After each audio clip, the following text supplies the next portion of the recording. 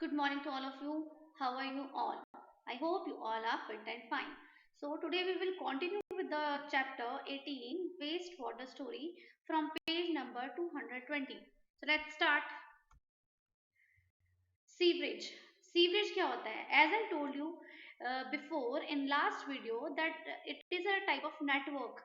ये एक तरह का नेटवर्क होता है जिसमें सीवर की पाइप जो है इकट्ठी आपस में मिलती हैं और उस नेटवर्क को हम सीवरेज कहते हैं. The network of big and small pipes called sewer from the sewerage. बहुत सारी छोटी या बड़ी पाइप जो सीवर्स को इकट्ठा करती हैं और एक सीवरेज की फॉर्मेशन करती हैं. पिक्चर में दिखाया गया है बहुत सारा यहाँ पे बहुत सारी पाइप्स का एक नेटवर्क दिखाया है. ये सारा का सारा नेटवर्क जो है वो एक तरीके का सीवरेज परफॉर्म करता है, सीवरेज क्रिएट कर देता है, उसे हम सीवरेज कहते हैं. Sewerage treatment. The process of removing impurities from wastewater before it can be reused or sent to the water bodies is called sewage treatment or cleaning of water. Sewerage treatment होता है. Sewerage treatment में क्या होता है, इसमें impurities जो water में present होती हैं उन इम्प्यूरिटीज को बाहर निकाल दिया जाता है और उसे रीयूज के लिए वाटर बॉडीज में दोबारा पानी को भेजा जाता है. पूरा प्रोसेस जिसमें वाटर को क्लीन करने का काम किया जाता है उस पूरे प्रोसेस को कहते हैं सीवरेज ट्रीटमेंट या सीवेज ट्रीटमेंट. ऐसा ट्रीटमेंट प्लांट जहाँ पे गंदे पानी को दोबारा से रीयूज के लिए प्रिपेयर किया जाता है, उस ट्रीटमेंट प्लांट को हम सीवेज ट्रीटमेंट प्लांट या स्वेज ट्रीटमेंट प्लांट कहते हैं. Waste water treatment plant. Waste water treatment plant में क्या होता है? The process of removing impurities from waste water. ऐसा प्रोसेस जिसमें हम इम्प्योरिटीज को रिमूव करते हैं वेस्ट वाटर से. जो पानी खराब है उसमें से जो सॉलिड मटेरियल होता है उसको हम रिमूव कर देते हैं before it can be reuse. उसे दोबारा रीयूज में लाने के लिए और सेंड टू वाटर बॉडीज, और वाटर बॉडीज में उसे दोबारा यानी कि पानी में दोबारा उसे भेज दिया जाता है. उसे हम स्वेज ट्रीटमेंट और क्लीनिंग वाटर कहते हैं. उसे हम स्वेज ट्रीटमेंट और क्लीनिंग वाटर यानी कि साफ पानी कहते हैं. Now sewage treatment water then goes to grit and sand removal tank. जो ये पानी जो जिसमें से इम्प्योरिटीज यानी कि सॉलिड इम्प्योरिटीज को बाहर निकाल दिया जाता है, वो वाला पानी जो है वो स्वेज ट्रीटमेंट टैंक में जाता है और ग्रिट टैंक और सैंड रिमूवल टैंक भी उसे कहा जाता है, उसमें एंटर करता है. The speed of incoming waste water is decreases to allow sand, grit and the pebbles to settle down.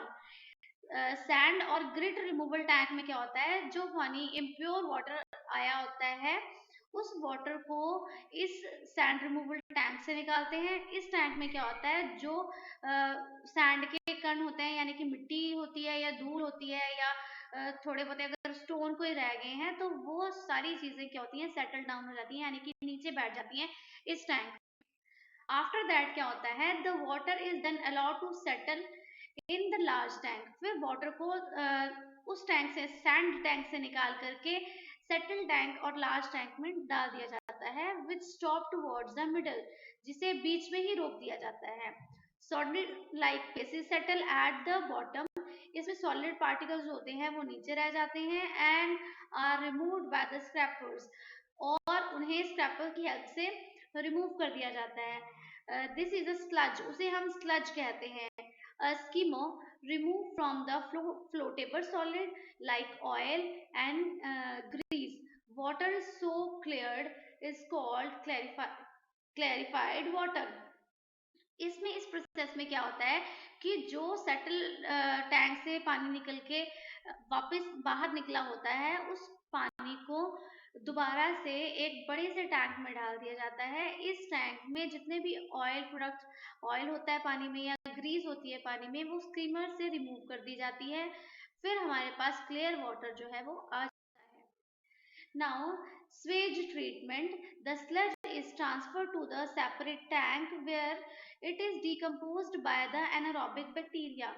जो स्लज हमारे पास आ जाता है उस स्लज का ट्रांसफर कर देते हैं सेपरेट टैंक में वेयर जहाँ पे डिकम्पोज किया जाता है उसे एनारोबिक बैक्टीरिया की हेल्प से, और the biogas produced in this process can be used fuel and can be used produced electricity. इस प्रोसेस में क्या होता है कि जब एनारोबिक बैक्टीरिया के साथ उसको डिकम्पोज कर देंगे सेपरेट टैंक में डाल के स्लज को, और उसके बाद उसमें से उसमें बायोगैस प्रोड्यूस कराई जाती है। उस पूरे जो हमारे पास स्लज आ जाता है उसे हम जब सेपरेट टैंक में प्रोड्यूस डाल देते हैं और वो पानी से हम लोग बायोगैस प्रोड्यूस करवाते हैं, जिस बायोगैस का यूज हम लोग फ्यूल के लिए और इलेक्ट्रिसिटी प्रोड्यूस करने के लिए करते हैं। The air is pumped into the clarified water to help aerobic bacteria to grow. जब उसमें एयर पास होती है, क्योंकि इलेक्ट्रिसिटी जब बनेगी और बायोगैस की फॉर्मेशन होगी तब वहां पे एयर की नीड होती है। जब एयर जो है वो पंप कराती है उसमें क्या होता है, क्लेरिफाइड वाटर जो होता है वो एरोबिक बैक्टीरिया को ग्रो करने में हेल्प करता है। ऐसे बैक्टीरिया जो कि हमें सांस लेने में हेल्प करते हैं, वो एरोबिक बैक्टीरिया को ग्रोथ करने में हेल्प करता है। Bacteria consume human waste, food waste, soap and other unwanted matters still remaining in clarified water.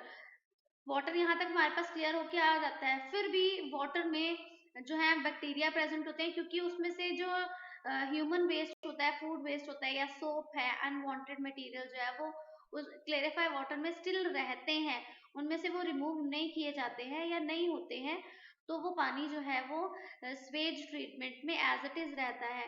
कुछ घंटे के बाद क्या होता है, the suspended microbe settle down. जो माइक्रोब्स होते हैं, जो खराब माइक्रोब्स होते हैं, वो नीचे बैठ जाते हैं at the bottom of the tank as activated sludge.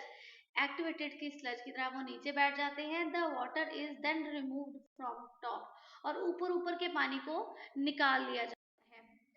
So that's all for today, students. Your homework is wastewater story.